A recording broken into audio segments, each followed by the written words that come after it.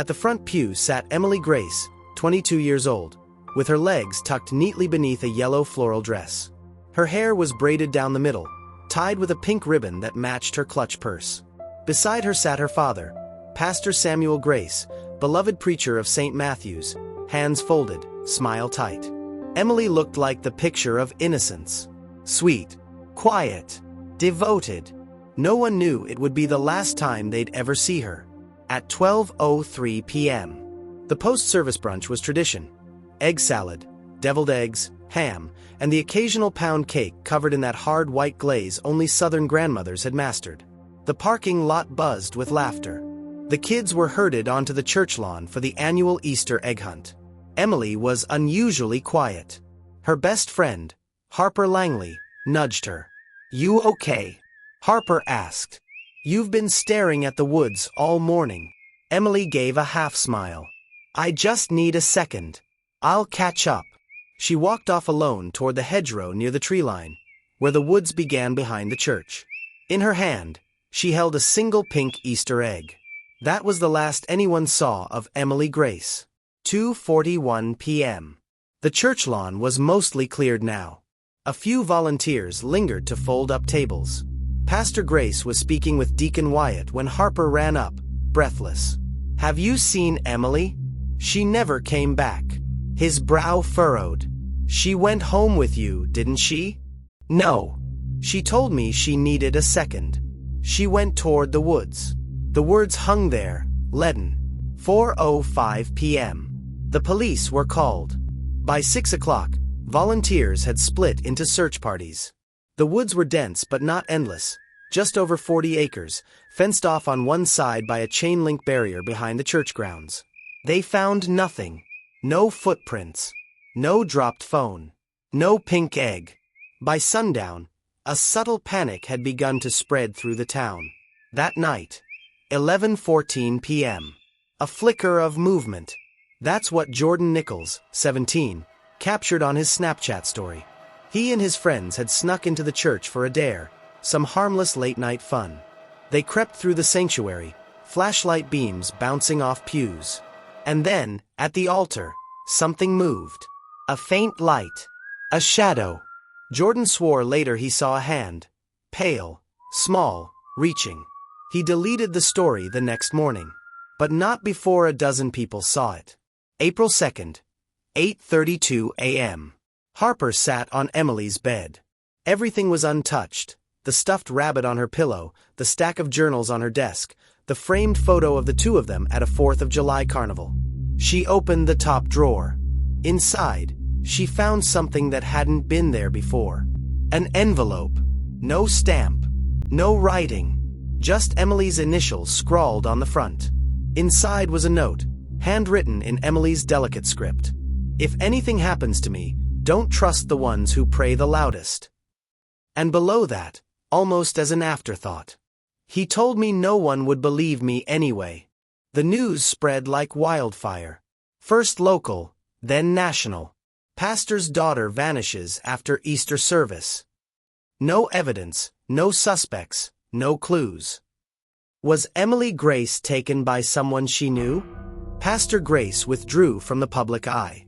Church services were suspended. Rumors swirled. People whispered about old church scandals, about the time the youth pastor suddenly left town, about how Emily had been different lately. Then Harper made a confession. Emily had been scared. "She told me she was having dreams," Harper said in a teary interview. "That someone was burying her. That she'd scream, but no one could hear her. I didn't think she meant it was real." 2 days into the investigation, one of the younger kids from the Easter egg hunt, 7-year-old Bella Compton, came forward with something odd. "I found a pink egg with a paper inside," she said. "I was gonna open it, but a lady told me to give it back to the basket." Her mother confirmed the egg had been returned to the church that day. The note inside: "Come alone or they'll know." Surveillance footage. April 1st, 1:29 p.m. Finally, something tangible. The church's side camera, facing the parking lot, showed Emily walking briskly toward the edge of the lawn, just minutes before she vanished. Then a black SUV pulled up near the woods. Emily approached it. She paused, and then got in. The plate was obscured. The SUV disappeared into the trees behind the church. That access road hadn't been used in years. April 3rd, 6:42 a.m. Harper couldn't sleep. She went outside to get some air, stepping barefoot onto her porch. And there it was. A cardboard package. No markings. No return address. Just her name, in red ink. She opened it slowly, her hands trembling. Inside was a yellow Easter dress, Emily's dress. Torn at the hem, dirt-streaked, and still warm to the touch. Harper screamed. April 3rd, 7:03 a.m. Harper Langley's house, Rosefield, Georgia. The yellow dress sat in a clear evidence bag now, though no one could explain why it had been warm when Harper found it on her porch. Officer Raymond Knox stood across the room, arms crossed, eyes scanning Harper like she was holding something back. Maybe she was. I swear, it was folded, but like someone had just taken it off her. It even smelled like her perfume. That lavender she always wore, Harper whispered, voice cracking. Detectives would later confirm there were no fingerprints, no DNA, no signs the package had even passed through a post office. It was like it had just appeared. Later that day, 1:46 p.m., St. Matthew's Church basement. The police began a second, more detailed search of the church grounds. This time, they brought ground-penetrating radar, cadaver dogs, and a private forensic tech, Dana Hill, a quiet woman with dark circles under her eyes and a habit of talking to herself. They focused on the basement. There was a rumor, years old, that the church used to have a crypt. A hidden room beneath the altar, sealed off after a flood in the late 80s. Dana wasn't looking for ghosts. She was looking for inconsistencies in the ground. And she found one. Behind a heavy wooden panel near the back of the basement, beneath the old baptismal font, there was a false wall. Scraped cement. Hollow echo. It wasn't on any blueprint. April 3rd, 5:02 p.m. Inside the hidden room. The air was cold. Too cold. Flashlights revealed a narrow stone stairwell, leading into a sunken room roughly 12 feet wide. Mold crept along the walls. The faintest scent of rot lingered. And there, on the floor, was an iron-framed cot. Rusted. The mattress rotting. Chains bolted to the wall beside it. A crucifix hung upside down above the cot. And carved into the concrete in jagged letters were the words, "She wouldn't be quiet." Dana stepped back, her face pale. This isn't just a storage room. There were scratch marks on the inside of the door. Long ones. Like fingernails. April 4th, 10:27 a.m. Harper's phone. Unknown voicemail. Harper didn't sleep. She barely ate. She just stared at her phone, waiting. When it finally buzzed at 10:27 a.m., she jumped. A voicemail. Blocked number. She pressed play. First, just static. Then, breathing. Heavy. Shaky. Then a girl's voice. Barely a whisper, like someone hiding under a floorboard. "You're not safe there. The pastor, he knows. Don't go back. Please. Don't." Click. The message cut off. Harper's hands trembled as she replayed it, again and again. It was Emily. She was still alive. April 4th, 3:13 p.m. Pastor Grace's office. Detective Rowan and Officer Knox sat across from Pastor Grace, who looked worn and hollowed out. Bible open on his desk. Hands trembling. "We found the room," Rowan said. The pastor blinked. "What room?" "The one under the baptismal." Silence. Then, slowly, he nodded. "I know of it. It was built before my time. A disciplinary chamber. For the disturbed. The church covered it up." "That girl was chained down there," Rowan snapped. "Do you know anything about that?" Pastor Grace looked up, and for a moment, there was something strange in his eyes. Not fear. Not confusion. Almost relief. "I tried to keep her safe," he said. "But evil wears many masks, detective. And some of them wear collars. April 4th, 6:09 p.m. Harper's house.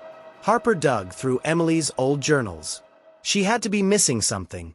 Some clue. Something Emily left behind. In the final notebook, tucked inside the back cover, was a photograph. A Polaroid. Faded and water-damaged. It showed a much younger Emily, maybe 10 or 11, standing next to a man in black robes. But it wasn't Pastor Grace. It was someone else. Tall, bald, wearing a strange gold pendant shaped like a keyhole. On the back of the photo, in red ink, was scrawled, "He still lives beneath the church." Harper's heart froze. What the hell had Emily been caught up in? April 5th, 2:26 a.m. St. Matthew's Sanctuary. Harper shouldn't have gone alone. But the voicemail, the note, the photo, the torn dress, it all pointed back to the church. She stepped inside through the side door. The sanctuary was still. Too still. Her footsteps echoed. She shone her flashlight toward the altar, heart pounding. Then she heard it. A whisper. From behind the pulpit. "Harper." She spun around. No one.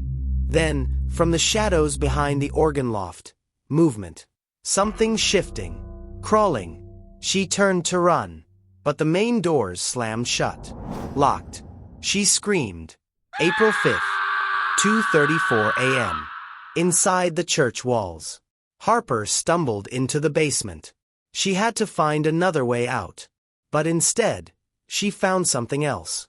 Behind a wooden crate stacked with Bibles was a crawlspace. And inside, lit only by flickering candlelight, was a shrine. Emily's yellow ribbon. A lock of hair. An old porcelain doll with its eyes gouged out. And on the wall behind it, written in ash, "Blood must sing for silence to end." Suddenly, footsteps. Heavy, slow, coming down the stairs. Someone else was in the church. Harper backed into the crawlspace, heart racing. A voice echoed through the basement. Not a shout. A whisper. Male. Deep. "Come. The lamb must return to the flock, or we'll take another." April 5th, 6:17 a.m. Local news bulletin. Breaking. Police confirm the church basement contained evidence of ritualistic symbols, homemade restraints, and DNA samples matching missing teen Emily Grace. An arrest has not been made, but authorities confirm a person of interest has been identified. Meanwhile, the town of Rosefield is reeling as decades-old secrets come crawling back to the surface. April 5th, 10:03 a.m. A video surfaced online. Location: unknown. A dimly lit room. Concrete walls. A cot in the corner.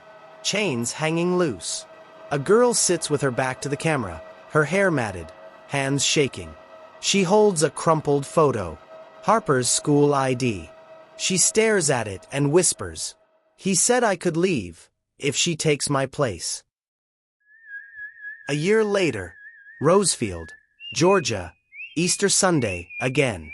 The town of Rosefield held no sunrise service this year. St. Matthew's stood empty, its pews covered in white cloth, its altar stripped bare. A faded missing poster of Emily Grace fluttered on the church bulletin board, half torn, her smile faded from rain. No answers had come. No arrests. No leads. Just silence. Harper Langley was officially reported missing a year ago. She vanished just as Emily had, quietly, without struggle, without trace. Her car was found idling on the edge of the woods, driver's door open, her phone locked in the passenger seat. In the back seat was a pink Easter egg. Inside. Asterisk. You shouldn't have opened the drawer. Asterisk. Detectives searched the church again. And the woods. And Pastor Grace's home. Nothing. Pastor Samuel Grace stepped down from the pulpit. He issued no statement. He simply left. Some say he drove north. Others say he never left at all, that he still sleeps somewhere beneath the church. That if you listen closely, in the dead hours before dawn, you can hear him praying. Or weeping. The secret chamber, the one beneath the baptismal font, was resealed. Authorities cited structural safety concerns. But residents whispered other reasons, that no one could bear to enter that room again. Not after what they saw. Not after what they heard when they played back the recording. Just static at first. Then the faintest voice. He promised he'd only keep me for 3 days. Click. The file corrupted. Again. No backup. No explanation. Emily Grace has not been found. She remains a ghost wrapped in yellow silk and unanswered questions. Some believe she ran away. Others are certain she was taken. A few whisper the town was cursed, that something was buried long before Emily ever vanished. But one truth clings like southern humidity. She knew. She tried to speak. And someone, maybe more than one, made sure she wouldn't be heard. This Easter, no children hunted for eggs. No choirs sang. No sermons rang from the bell tower. Just wind. And the faint sound, barely there, of a girl humming a hymn in the woods where the light can't reach. The disappearance of Emily Grace remains unsolved. But in Rosefield, no one forgets. If you love chilling stories like this, subscribe to Whispers of Crime for more.